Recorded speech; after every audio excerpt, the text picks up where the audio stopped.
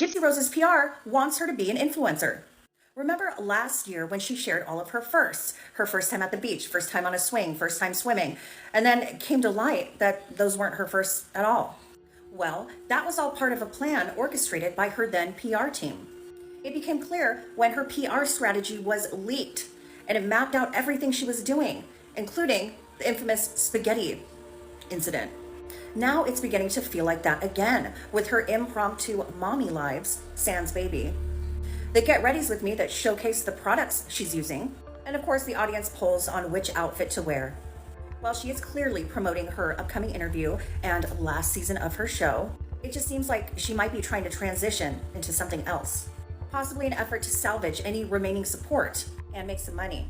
She still does have some following online, and I'd expect her to leverage that. GRB cannot stay out of the limelight, and especially with the company she keeps, something's coming. Maybe a diaper brand, a bottle line, a podcast, whatever it is, something is on the horizon. So let's talk about Gypsy Rose Blanchard. She's pushing hard, really hard, to become an influencer. But the world, it's not exactly rolling out the red carpet for her. She's trying to make people see her as a celebrity, but the truth is, the public isn't quite ready to give her that status. And honestly, the more we see her attempts, the clearer her intentions become. Her contract with Lifetime isn't being renewed. The docu-series, that wasn't her golden ticket. The memoir, not quite the breakthrough she hoped for. And with her parole period nearing its end, it seems like Plan C is in full swing, influencing. But can she really pull it off? Will people actually listen to what she promotes? And more importantly, does she even have the credibility to influence anyone at all? So, Gypsy recently posted a video trying on jeans, specifically Good American jeans. Now, most people know that Good American is Khloe Kardashian's brand. When Gypsy mentioned it, she acted like she had never heard of the company before, which, let's be real, that is odd. Hey y'all, so I ordered jeans from this company called Good American because I am petite, and so finding jeans for me is a little difficult. So I'm going to try these on and see if these are the perfect fit for me. She's been obsessed with the Kardashians ever since she got out of prison, trying to dress like Kim, subtly trying to get their attention. We've seen her mimic their style, reference them in conversations, and even seemingly try to position herself within that influencer world. Are we really supposed to believe that she just discovered Good American by accident? It feels disingenuous, like she was trying to act casual about it, when in reality, she likely knew exactly what she was doing.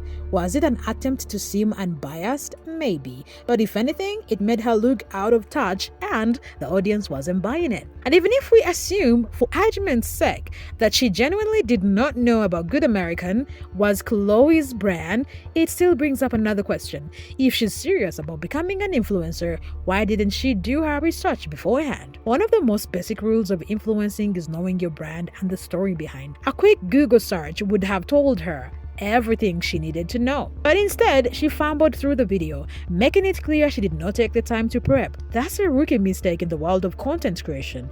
And instead of making her seem relatable, it just made people roll their eyes. Not to mention, it is not just about the knowledge, it is about the delivery. Authenticity matters in influence, and Gypsy's approach felt forced, like she was trying to convince people she was naturally discovering these things, when in reality, the audience could see right through it. At this point, it is less about the jeans and more about the credibility issue. How can she influence people if they don't trust what she's saying? Now let's talk about those jeans, because wow, they were expensive. Gypsy almost spent $600 on them. And look, if you have the money, that is your business. But it was the contradiction that got people talking. Not too long ago, she was saying she stopped dyeing her hair blonde because it was so expensive and that she needed to save money for her child. But now, she's casually dropping hundreds of dollars on jeans. And let's not forget, her Lifetime paycheck is coming to an end. Social media money, that is shaky. So does it really make sense for her to be making these kinds of purchases? Someone even called her out in the comments saying, that's like $600 in jeans. I looked up Good American and they're expensive. I wish I could afford a pair. Gypsy's response, some are on sale. They are pricey, but worth it if you're short, because I have spent more in total on other jeans from Walmart that look so baggy or ill-fitting. It was worth buying jeans that fit. Size 6 in the straight leg.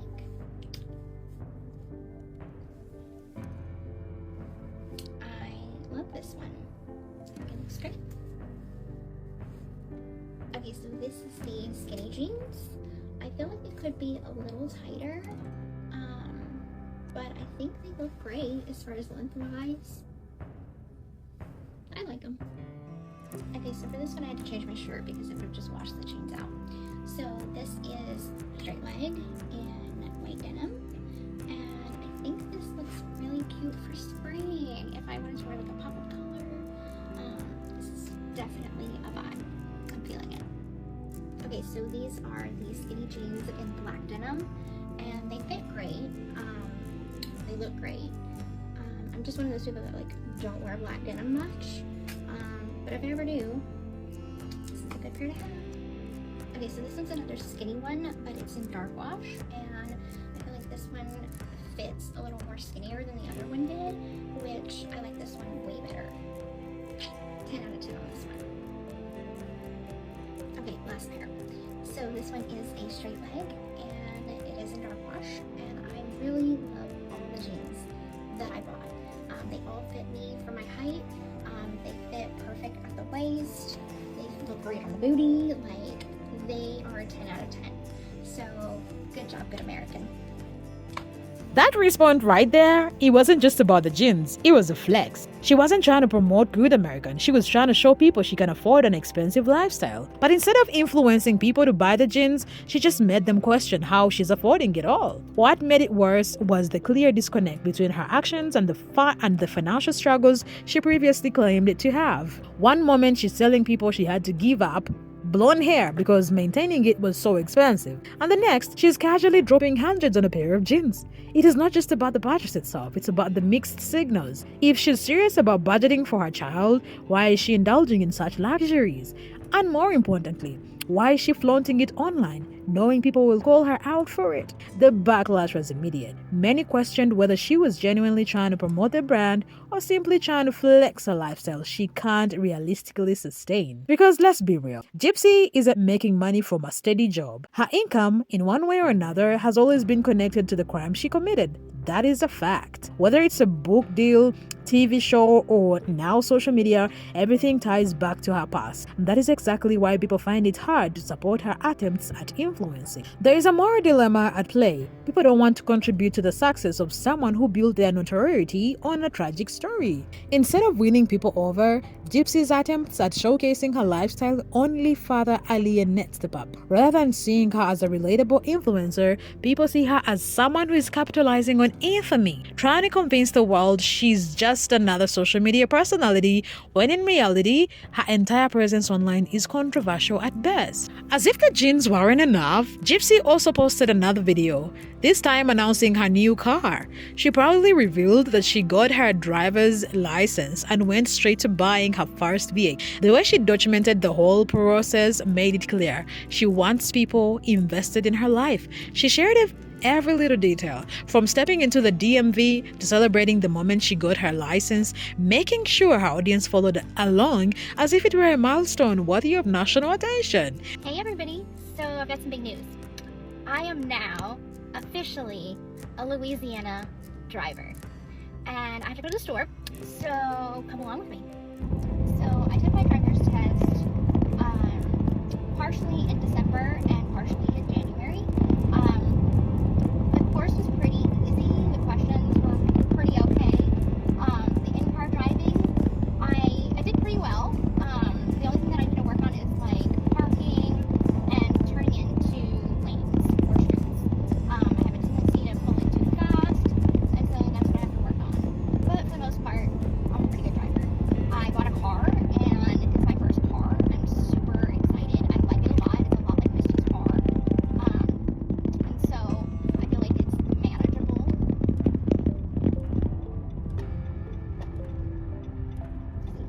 I'm doing a little better. Alright, so I'm at the Dollar General right now, and I need to get a few things for Aurora and myself. So I'm gonna run in right quick, and I will be right back. Okay, so I am back home now. So thank you to everyone who encouraged me and supported me through this journey to learn how to drive. I was very nervous to begin driving, and so I just want to thank everybody for their encouragement, and I finally did it. But here's where it gets concerning. She filmed parts of it while driving. Now, we all know that distracted driving is dangerous. And even when you think you're focused, recording yourself shifts your attention. There's a reason traffic laws discourage even touching your phone while on the road. But for Gypsy, the need to prove herself online seemed to outweigh basic road safety. Her desire to showcase every moment for her life, no matter how mundane or reckless, raises bigger concerns. Is she doing this for engagement, or does she genuinely believe that every move she makes is influencer worthy? Even more baffling, her followers barely called her out on the risk factor. Instead, many were too distracted by her flexing a new car, barely acknowledging the bigger issue. This isn't just about her trying to show off, it's about a pattern of behavior where she prioritizes online validation over real-world consequence. It's moments like these that make people wonder, how far is she really willing to go just to stay relevant? And here's where things take an even more familiar turn. She's back to getting free stuff from brand. Last year, when she was pregnant, she was constantly showing off gifts from companies like Ego Baby and Cozy Crew Club. She received countless baby items, cribs, strollers, and accessories, all under the guise of an influencer promoting brands to other expecting mothers. But was she really influencing, or was she just leveraging her notoriety to get free product? Fast forward to now, and history is repeating itself. This time, it is Porsche Peanut sending her and her baby matching pajamas. Another brand falling into the trap of assuming Gypsy's audience is full of potential customers rather than just onlookers waiting for the next contract. Hey everyone, so I just received a package from a company called Posh Peanut. They make cute, adorable, comfortable baby clothes and matching sets for the mom as well. So they sent me this adorable pajama set, and they included a onesie for Aurora to go with it to match. How cute that is. I cannot wait to wear this. And they also sent me a very soft robe. Like, this is like butter soft. Like, when I touch it, like, it literally is so soft. And they included a matching onesie for Aurora as well. Oh, this is gonna be so cute to match with her. So I just want to show you guys. Huge thank you to Posh Peanut. I love you guys. Thank you so much. The thing is, these brands send PR packages expecting influencers to generate positive reviews and bring in new customers. They rely on trust and authenticity, two things Gypsy severely lacks in the eyes of the public. Here's a real question. What kind of brand thinks Gypsy is the right person to promote their product? She does influence people to buy. If anything, she influences them to boycott. She does not influence people to buy. If anything, she influences them to boycott. A large chunk of her following isn't there to support her. They're just watching to see what she does next, and many actively dislike her. So, when brands partner with her, they risk immediate backlash. We've seen it happen before. Companies quietly distancing themselves after realizing the reputational damage, and brands that for her follower count without considering who those followers actually are. Well, they are setting themselves up for failure. The influencer world is built on engagement and trust, and Gypsy's engagement isn't the kind brands want. If anything, those PR partnerships just reaffirm her belief that she's a rising influencer, when in reality, they are doing more harm than good for the brands involved. So why do companies keep falling for the numbers game without looking deeper? And more importantly, how long will Gypsy be able to keep grifting these free products before brands finally do catch on? The reality is, Gypsy isn't even good at it. Her content, it's boring. No real storytelling, no engaging hooks, and certainly no authenticity that makes people want to watch.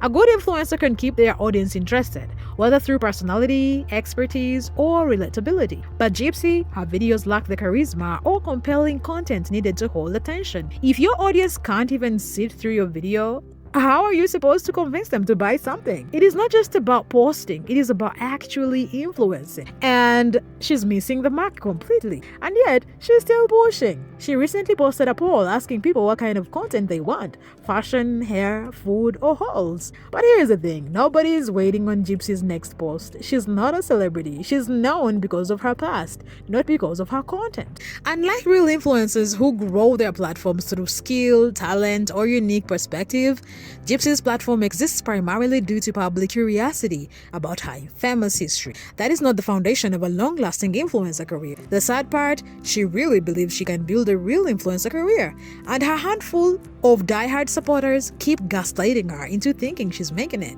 They shower her with comments telling her she's thriving or inspiring, but the reality is her views and engagement tell a different story. The majority of her audience isn't supporting her, they're just here for the drama, waiting to see what her next misstep will be. And that is not the kind of following that leads to a successful brand or career in influencing. So, why is she pushing so hard? Well, her lifetime contract is ending, which means no more guaranteed income. That paycheck, which provided her with financial security, is about to disappear, and Gypsy knows. Speaking of things that aren't adding up, let's talk about her live stream about her baby. She mentioned her daughter just turned 2 months old and had to go get shot. But here's where it gets weird. Gypsy admitted she did not stay in the room during the shots because she did not want to see her baby cry. Most mothers want to comfort their child during moments like that. But Gypsy, she left. And the way she said it made it seem like she thought people would praise her for being loving, when in reality, it just showed how disconnected she was. Then there was the noise level during her live. Christy kept coming in and out of the room and Gypsy was practically yelling. And yet, her baby was supposedly napping? Either Gypsy was being extremely inconsiderate or her baby wasn't even home. So what do you think? Will Gypsy actually make it as an influencer, or is she doing too much for nothing? Should she just stay away from social media or focus on motherhood? Let me know your thoughts in the comments. And if you enjoyed the breakdown, do not forget to like and subscribe to stay tuned for the next video. See you soon!